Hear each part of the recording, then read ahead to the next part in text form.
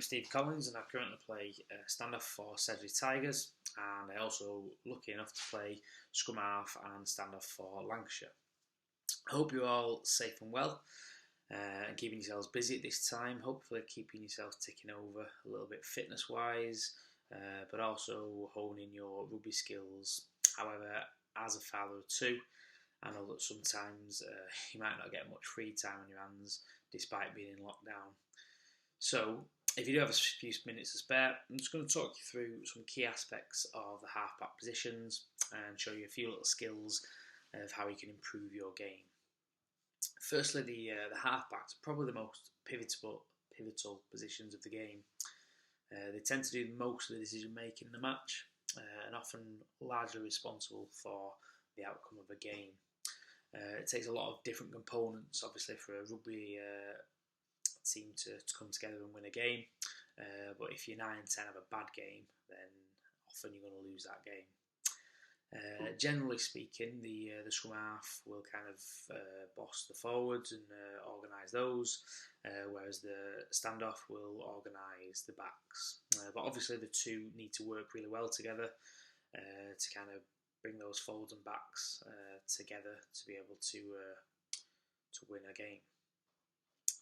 The 10 probably has the hardest job on the pitch because he's got to make most of the decision making for the whole team, such as plays from scrums and lineouts.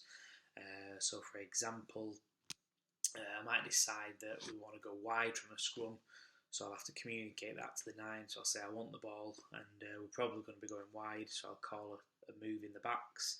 But I'll need to make sure that the scrum half tells the forwards that we're going wide as well. Now that's important because players like your open side flanker, your 7 or your 8 maybe, they might be needing to get to that first breakdown out wide to secure the ball.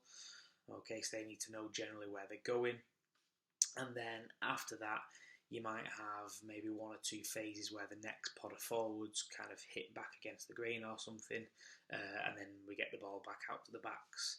But eventually, you're going to end up running out of that structured phase play, and that's where the best kind of 9s and 10s start controlling the game. They might start looking up, seeing what's in front of them, playing what's called heads-up rugby.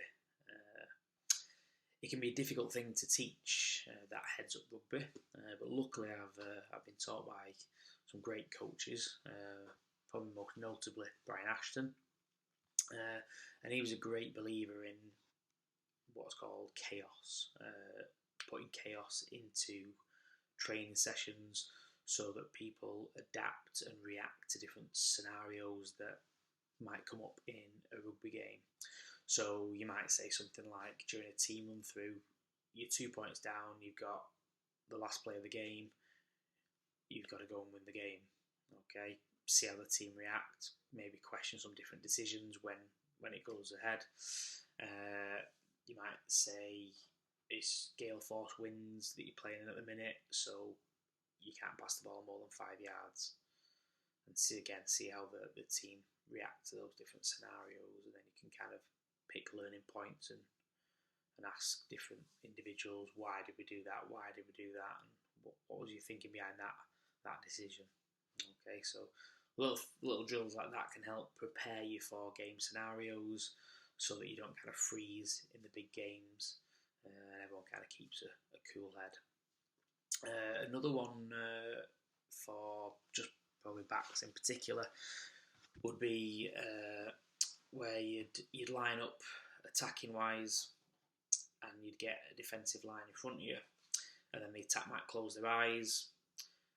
The coach might tell the defence to do different scenarios, such as the 12 might completely disappear, and then he'll say, right, open your eyes, play, and the 10's then got to look and quickly assess what's going on, spot that there's somebody missing in the line, and then attack down that channel. Or you might have something like where you tell the 13 to fly up in defence, and again, close your eyes, react what's going on, try and see what's happening with the play, and then react as the play is going on.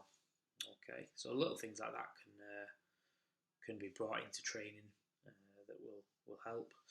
Obviously, those aren't really applicable at the minute, But what is an easy win at the minute is watching old videos. There's loads of different games on at the minute. From what I've seen, there's a lot of Lions run-throughs.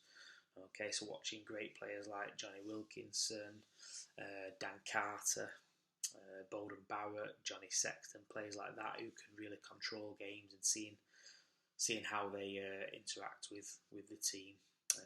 Most recently, the way that Faf de Klerk controlled the South Africa team basically, and won the World Cup for South Africa. I thought that was pretty impressive how he did that. Now, I'll have a look at showing you some different drills now that you can do. Obviously, as a halfback, you'll need to have really good hands because you're probably touching the ball more than any other player in the team. So your 9 and 10 will probably make more catches and passes and be involved in the ball play a lot more than other players. So I'd like to think that I got quite good hands, and I think probably the reason for that is as a kid I just messed about with a rugby ball all the time, just throwing it up in the air, kicking it up and down, okay, just like passing it, throwing it around, okay, just little stupid things that make yourself familiar with a rugby ball, but also any ball really. So I played loads of sports growing up. Even if you can't find a tennis ball, a little princess ball will do. Okay, so you're just throwing it against the wall, stuff like that, just getting yourself used to throwing and catching. Ooh, dropped it. Just little things, playing loads of different sports, really going to help you with your hand-eye coordination, making sure that you can do the basics of catching and passing a ball. Okay, more specific skills then for a 9, obviously you have to work on your pass quite a lot.